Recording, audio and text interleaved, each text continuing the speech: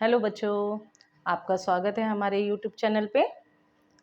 हमने last class में 3.1 with example के साथ कराई थी। अब हम 3.2 करवाएंगे, लेकिन 3.2 करवाने से पहले हम उसका कुछ कॉन्सेप्ट समझाना चाहते हैं जो पूरी एक्सरसाइज में फिट बैठता है। तो पहले कॉन्सेप्ट करते हैं हम। सबसे पहले आपका ये ग्राफ इस तरीके से बनता है, ठीक है। ग्राफ के अंदर अगर मान लो इस तरीके से आपका पॉइंट आता है, इसकी एक लाइन बता देती हूँ, जैसे 2x + 3y = 7। इस लाइन की इक्वेशन बनेगी ना। दूसरे की इक्वेशन आपकी बनेगी 3x 7y = 4। दोनों इक्वेशन की 2 लाइन्स आ गई, राइट। उस कंडीशन में ये आपकी कौन सी लाइन कहलाएगी? Intersecting point. मैंने पहले लास्ट क्लास में भी ये समझाया था, इंटरसेक्टिंग पॉइंट, पैरेलल लाइन, इनको कब क्या कहते हैं। तो आप उसके अकॉर्डिंग सबसे पहले फर्स्ट करेंगे। उसके फॉर्मूले में कुछ इस तरीके से लिखवा रही हूँ।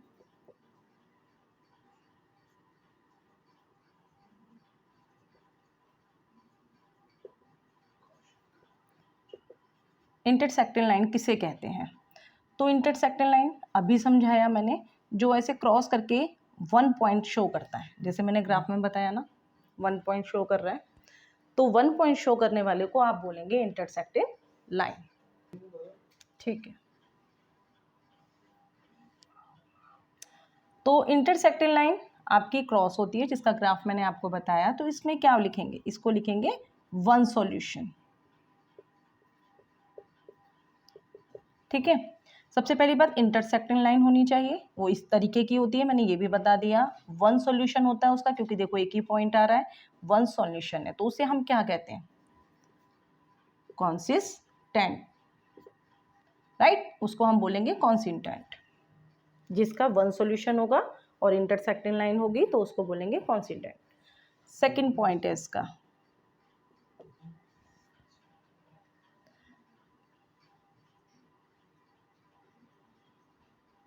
Parallel line. पैरेलल लाइन कौन सी होती है? पैरेलल लाइन वो होती है जो कभी एक दूसरे से ग्राफ में नहीं मिलती, ठीक है। तो पैरेलल लाइन जब किसी से नहीं मिलेगी तो उसे हम क्या लिखेंगे? उसे हम लिखेंगे नो सॉल्यूशन।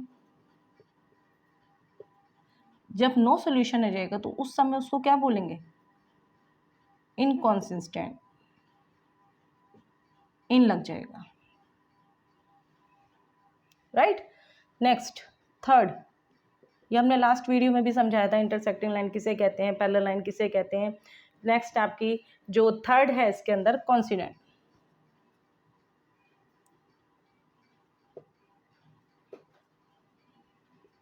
कॉन्सिस्टेंट लाइन कौन सी होती है? कॉन्सिस्टेंट लाइन होती है जो एक ही लाइन पर दूसरी लाइन ऑन द एक के ऊपर एक होती है, ठीक है। ये लास्ट क्लास में समझाया था। इंटरसेक्टिंग क्रॉस की होती है, पैरेलल जो कभी नहीं मिलती ग्राफ में, और जो आपकी कॉन्सिस्टेंट लाइन होती है वो एक के ऊपर एक होती है, राइट ना। अब इसको क्या लिखेंगे? इसको लिखेंगे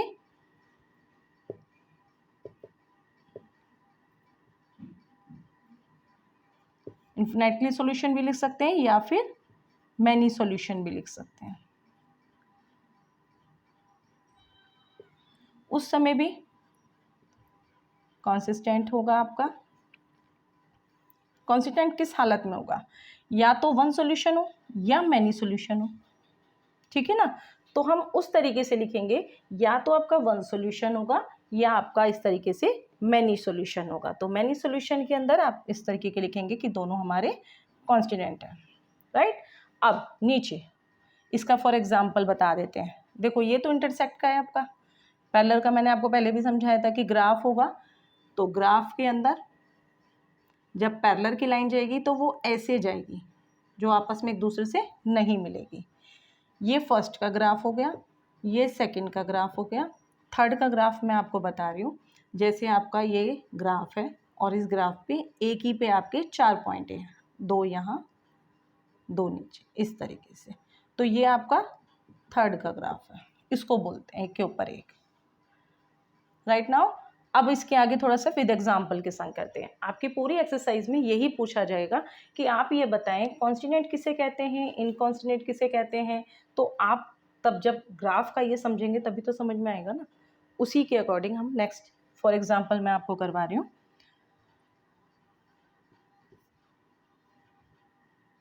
पहले इक्वेशन लिख देते हैं हम, a1x b1y plus c1 is equal to 0, फिर 2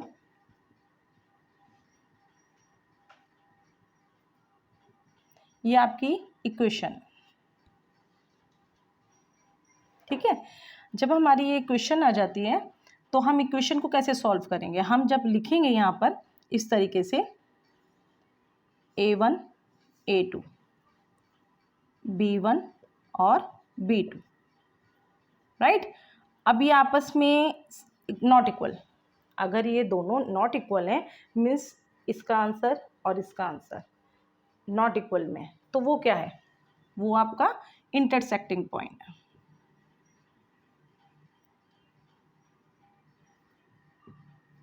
इंटरसेक्टिंग लाइन है, राइट। पहले हमने बता दिया इंटरसेक्टिंग लाइन है, जैसे ऊपर बताया इंटरसेक्टिंग लाइन को क्या बोलते हैं, कॉन्स्टिनेंट बोलते हैं,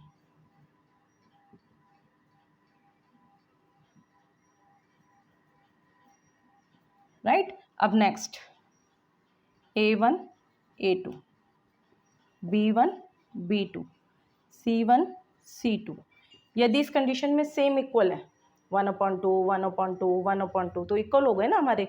तो जब जिस कंडीशन में आपकी ये तीनों चीज़ें इक्वल होंगी तो हम उसको क्या बोलेंगे, पैरेलल लाइन है, क्योंकि मैंने अभी बताया वो कभी मिलती ही नहीं है।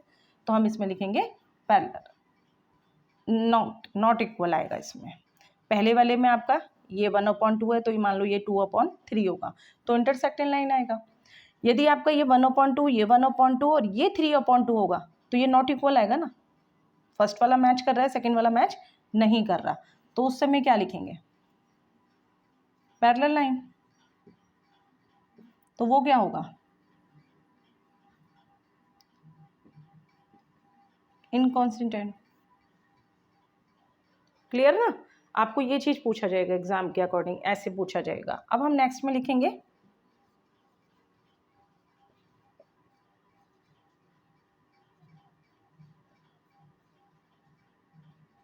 अब देखो ये सब इक्वल हैं, ये वाले इक्वल आते हैं, जैसे 1/2 1/2 1/2 1/2 तो तीनों इक्वल हो गए ना इस समय। तो जब तीनों इक्वल हो जाते हैं तो उस समय हमारी कंडीशन ये चलती है, कॉन्स्टिनेंट लाइन।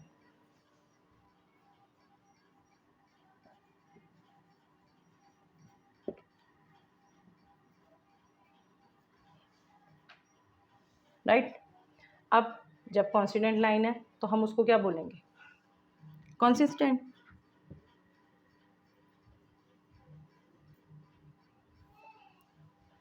क्लियर ना, फिर मैं इसको एक बार फिर क्लियर कर देती हूँ नीचे वाला, क्योंकि पूरी एक्सरसाइज इसी पे डिपेंड है। इसमें मैंने आपको साइन के साथ सिंबल के साथ समझा दिया कि इसका इंटरसेक्टिंग पॉइंट का सिंबल इस तरीके से होता है, पैरेलल का ये कभी ना मिलने वाला होता है, और कॉन्स्टिनेंट लाइन का एक के ऊपर एक होता है विद ग्राफ के साथ। क्लियर। अब डिजिट की बात आ जाती है, मान लो आपकी यूनिट में कोई डिजिट आ गई तो कैसे करेंगे उसको सॉल्व, हमें कैसे पता चलेगा कौन सा हमारा कॉन्स्टिनेंट है कौन सा हमारा इनकॉन्स्टिनेंट है। तो हम उसके लिए इस तरीके का ये बना लेंगे रेशियो, इसको बोलते हैं रेशियो। ये 1/2 ये 1/2 इनके आगे की डिजिट होती है, तो हम लिखेंगे 1/2 और यहाँ लिख देंगे 2/3, नॉट इक्वल, तो इंटरसेक्टिंग लाइन आ गई, कॉन्स्टिनेंट पूछा जाएगा। यहाँ 1/2 1/2 लेकिन यहाँ आ गया 3/2, ये नॉट इक्वल है और ये इक्वल है, उस कंडीशन में क्या लिखेंगे, पैरेलल लाइन, इनकॉन्स्टिनेंट, राइट। नेक्स्ट 1/2 1/2 और 1/2 तीनों ही इक्वल आ गए तो कॉन्स्टिनेंट होगा और यहाँ पे कॉन्स्टिनेंट होता है। तो इस तरीके से आपको अगर लाइन का पूछा जाएगा तो आप लाइन का ये लिखेंगे। यदि आपसे इस तरीके से ये पूछा जाएगा कि बताइए कौन से कॉन्स्टिनेंट है या कौन से इनकॉन्स्टिनेंट हैं, तो उस तरीके से आप ग्राफ में शो करेंगे, राइट। ये आपका पूरा बेसिक है, इसी के अकॉर्डिंग आपका 3.2 की एक्सरसाइज चलेगी। तो एक्सरसाइज में अब हम इसका आगे चलते हैं। चलिए अब 3.2 करते हैं हम। 3.2 का फर्स्ट क्वेश्चन हम करेंगे। तो क्वेश्चन कुछ इस प्रकार से है कि इसके अंदर हमारी कुछ 10th क्लास के स्टूडेंट हैं और कुछ गर्ल्स हैं और कुछ बॉयज़ हैं, इस तरीके से। तो हम उस क्वेश्चन में आप गर्ल्स को और बॉयज़ को लिख लेंगे x, बॉयज़ आप लिख लेंगे y, पुटिंग कर लेंगे, ठीक है। लेट्स, हमने लिया इसको क्वेश्चन नंबर 1। अब अकॉर्डिंग टू क्वेश्चन वो ये बताता है कि गर्ल्स और बॉयज़ दोनों मिला करके 10th क्लास के स्टूडेंट हैं ये। तो ये क्वेश्चन फर्स्ट तो यहीं सॉल्व हो गई, ठीक है। सेकंड में वो कहता है जो गर्ल्स है वो बॉयज़ से 4 मोर देन है।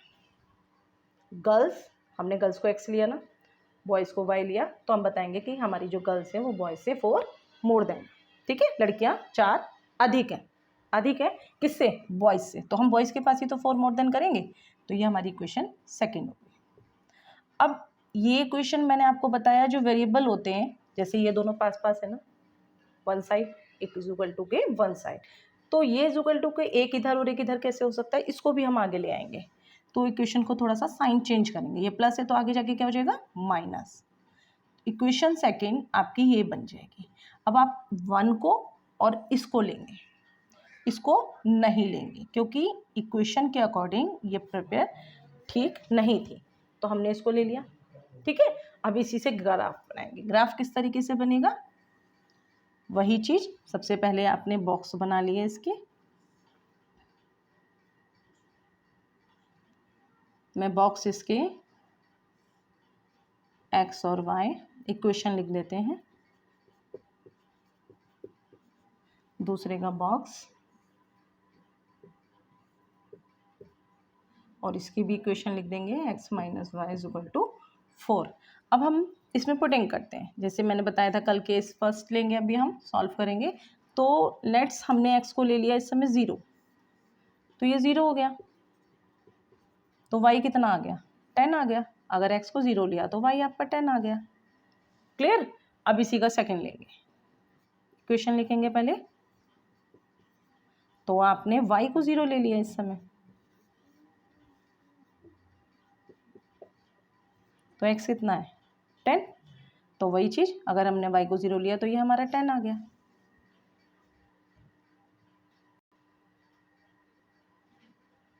हाँ, तो मैंने बताया केस फर्स्ट में आपने x को 0 लिया, अब आप y को 0 लेंगे तो आपका x 10 शो करेगा, मैंने लिख दिया। अब ऐसे ही इसमें केस में लिखेंगे, यदि आप इसको 0 लेते हैं तो आपका 4 है, लेकिन y के आगे माइनस है तो y के ये जो माइनस है पीछे चला जाएगा, तो हम y को लिखेंगे -4 और इसको लिखेंगे 0। सेकेंड केस, आपने इसमें x को 0 पुट किया, अब इसमें y को क्या करेंगे? 0, तो x आपका कितना आ जाएगा? 4। तो हम वही इसमें पुटिंग करेंगे कि यदि हमने y को 0 लिया तो हमारा x कितना आया? 4। जिस समय हमारी किसी वेरिएबल के आगे माइनस होता है तो वो आंसर में माइनस जाता है, यदि हमारा 0 के आगे माइनस होगा तो वो वैसे कैंसिल हो जाएगा। तो कैंसिल होने पर सिर्फ x की वैल्यू 4 रहेगी, क्योंकि वेरिएबल प्लस में तो आंसर भी प्लस में है ना, जब ये माइनस में था तो इसका माइनस पीछे चला गया, तो ये इसका आंसर है। अब हम इसके बॉक्स बना करके फिर इसका ग्राफ बनाएंगे। ग्राफ ईजिली जैसे मैंने पहले समझाया था ठीक उसी तरीके से है, ठीक है। ग्राफ में यहाँ बता देती हूँ आपको, सबको बनाना आता ही है इसमें, तो वही चीज़ है, x आपका 0 है तो y 0 10 आ गया आपका,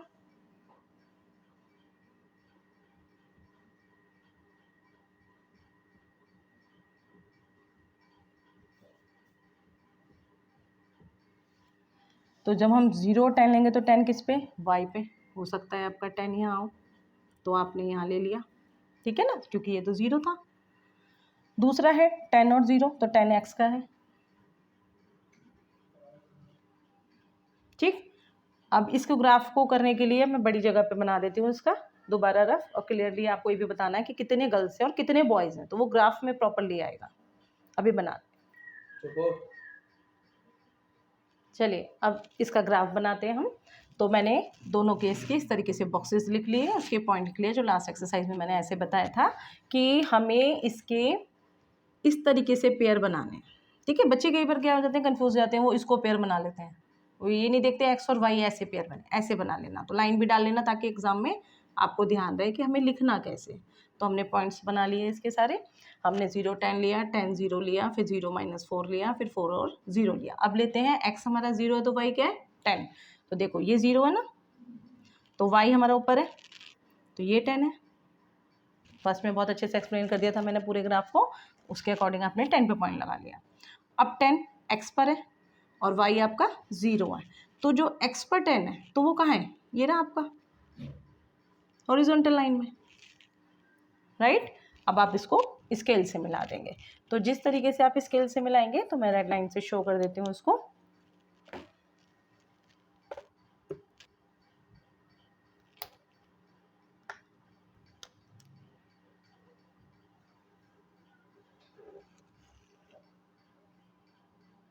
ये देखो, ये इस तरीके से आपके पॉइंट मिल गए, ठीक है। अब हम नेक्स्ट पॉइंट को बनाते हैं, तो नेक्स्ट पॉइंट बनाने के लिए फिर आप देखेंगे 0 एक्स है और -4 आपका वाई है, तो -4 आपका वाई कहाँ है, वो नीचे आएगा ना, क्योंकि 0 से चलेंगे तो वाई पर आएंगे, ये आपका वाई है, ये आपका एक पॉइंट आ गया। दूसरा है 4 और 0, तो 4 क्या है एक्स है, ये रहा आपका, ठीक है। एक -4 और एक +4। अब हम इसको स्केल से मिला देते हैं,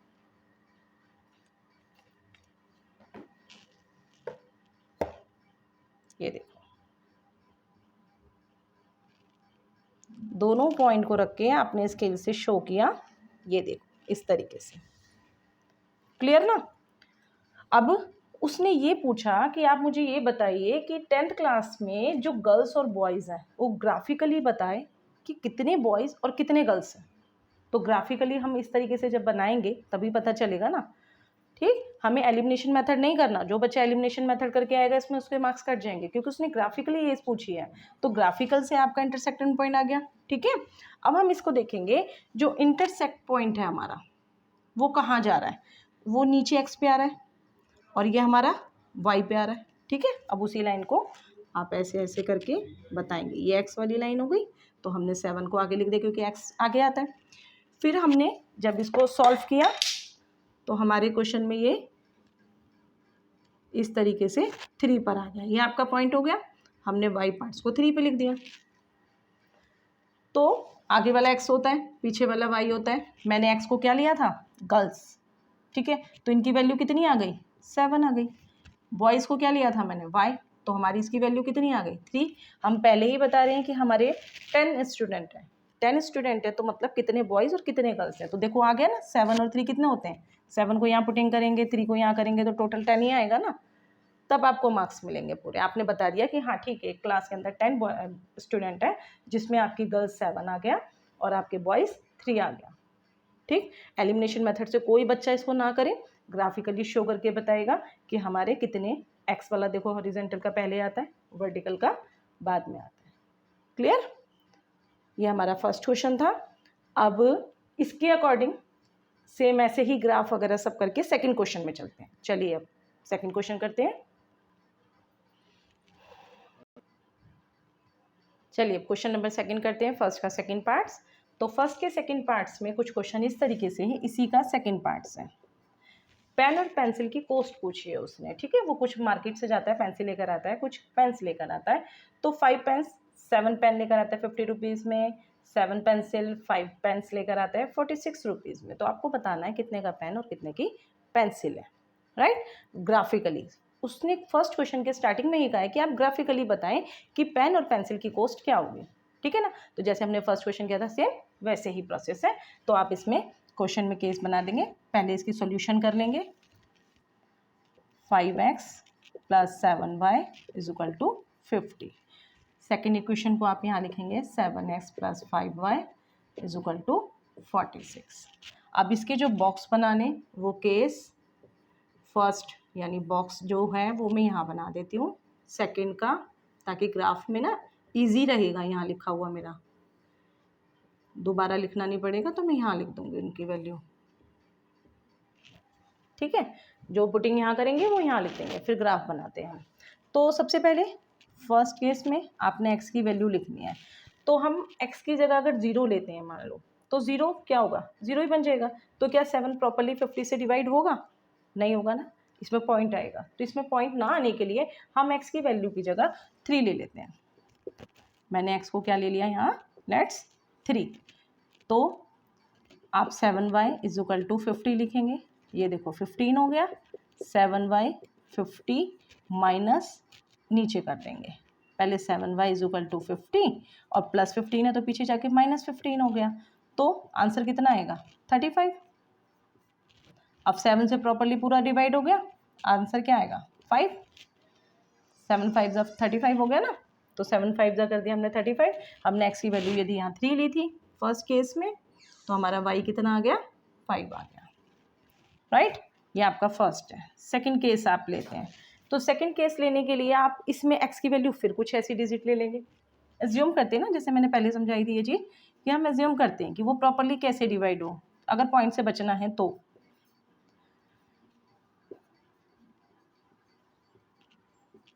ये देखिए 50 हो गया, यहाँ भी 50, 7y is equal to 50 minus 50। अब 50 में से 50 माइनस करेंगे तो 0 ही आएगा। 7 से डिवाइड कर दिया हमने तो आंसर हमारा तब भी 0, क्योंकि 7 से किसी को भी डिवाइड करेंगे 0 से तो आंसर 0 को 0 से करने पे 0 ही आता है। तो हमने x की वैल्यू ली 10, जिससे मेरा y कितना आ गया, यहाँ पे 0 आ गया। क्लियर ना। देखो कोई भी डिजिट ज़्यादा डिस्टेंस पे नहीं है, सब ग्राफ के अकॉर्डिंग बन जाएगा, इसलिए वैल्यू ऐसी लेते हैं जो हमारा ग्राफ में ठीक से बन जाए। अब इसी का सेकंड करते हैं। सेकंड का फर्स्ट केस आप सॉल्व करते हैं, तो आपने x की वैल्यू लेनी है। x की वैल्यू आप एज्यूम करें कि आप ऐसा क्या लेंगे, तो आप x की वैल्यू की जगह आप कुछ भी ले सकते हैं। जैसे कि हमने ले लिया इसमें 3,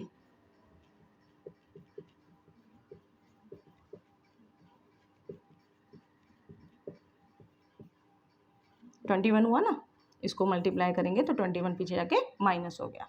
अब मैं डायरेक्ट कर रही हूँ इसमें, तो देखो मैंने ऐसी डिजिट ली थी जो आपका 21 माइनस होकर के ऐसी डिजिट बना जो 5 से उसने पूरा प्रॉपरली डिवाइड कर दिया।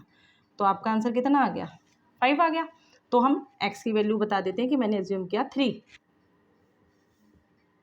तो y 5 आ गया, राइट ना।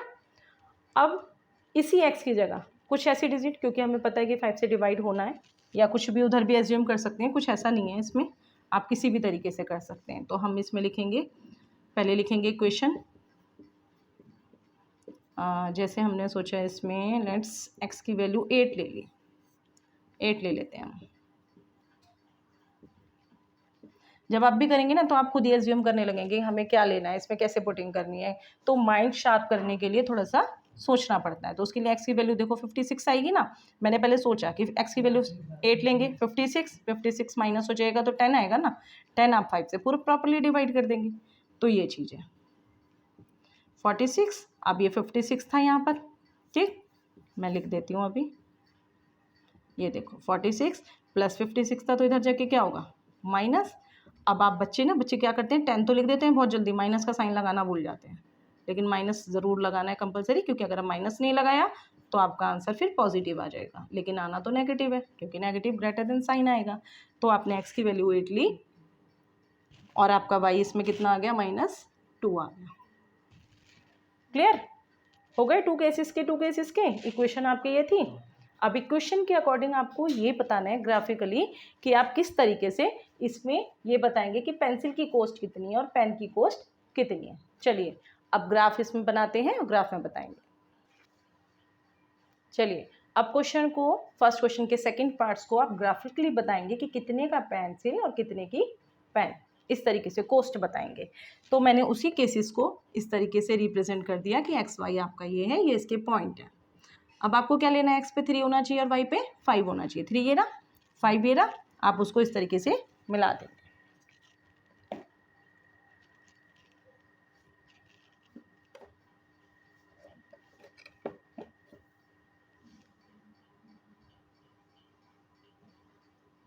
थ्री एक्स का हो गया और वाई आपका ये हो गया। क्लियर। दूसरा है आपका 10 और 0। 10 क्या है, एक्स है, देखो एक्स है ना ऊपर, तो यहाँ भी एक्स है, तो आपका ये पॉइंट है कि हाँ हो गया। क्लियर, क्योंकि 0 था ना, तो 0 से जब हम इस तरीके से ये आपका x है और y की वैल्यू 0 है, तो 0 को कोई ध्यान नहीं देना। तो हमारा ये 2 पॉइंट है जिसको आपने एक लाइन डालना है। ये आपका क्लियर हो गया, लाइन आपने इसमें की। अब आपका आता है 3 और 5, वही 3 और 5 का पॉइंट है। दूसरा आपका 8 और 2 है, ये 3 और 5 के, फिर 8 और 2 के। तो 8 और 2 क्या, 8x है, ये ना, -2 कहाँ है, ये ना आपका, ठीक है। तो आप -2 और 8 पे लेकर के जाएंगे, तो आप -2 किस तरीके से लाइन डालेंगे, 8 तक।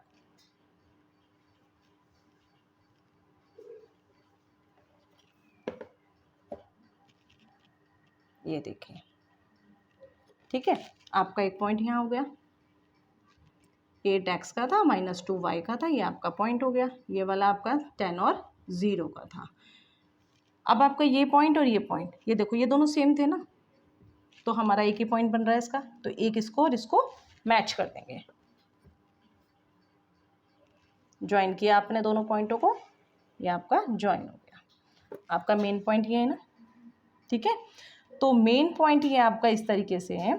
तो आपको ये बताना है कि ग्राफिकली तरीके से कि पेंसिल की कॉस्ट और पेन की कीमत। देखो इसकी जो ये एक्स वाली लाइन है वो कितनी है, 3 है, ठीक है।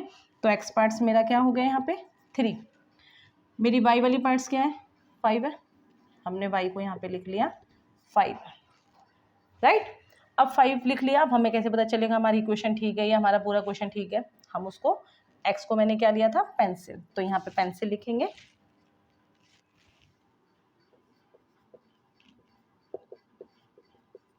और यहाँ पे पेन की कॉस्ट लिखेंगे, कॉस्ट ऑफ पेंसिल, और यहाँ लिखेंगे कॉस्ट ऑफ पेन, ठीक है। अब हम कैसे वेरीफाई होंगे कि हमारा ठीक है, हम किसी भी इक्वेशन में जो इजी इक्वेशन है, जैसे मैंने फर्स्ट इक्वेशन ले ली, ये रफ वर्क है, ये आपको अपने तरीके से, मैं हर क्वेश्चन में आपको रफ वर्क समझाती हूँ ताकि आप खुद से वेरीफाई हो सके कि हमारा क्वेश्चन ये प्रॉपर्ली ठीक है। तो हमें किसी भी एक इक्वेशन को यहाँ रफ वर्क में लिखना है, ये देखने के लिए कि यहाँ हमारी कॉस्ट ठीक आई है, तो हमने एक्स की जगह 3 लिखना है यहाँ, और वाई की 5। अब 15 + 35 = 50। देखो इसको मल्टीप्लाई किया, इसको इससे किया, तो आपका आंसर क्या आ गया 50 = 50। अगर आपका ये आंसर बिल्कुल इक्वल आ गया 50 = 50, इसका मतलब 100% शो हो जाओ कि हमारा एक्स और वाई बिल्कुल ठीक है, कोई इसको गलत नहीं कह सकता, ठीक है। तब जब आपकी इक्वेशन में दोनों इक्वल आएंगे, ठीक है। क्लियरली समझ में आ गया फर्स्ट के 2 पार्ट्स, आपको कोई प्रॉब्लम तो नहीं इसमें।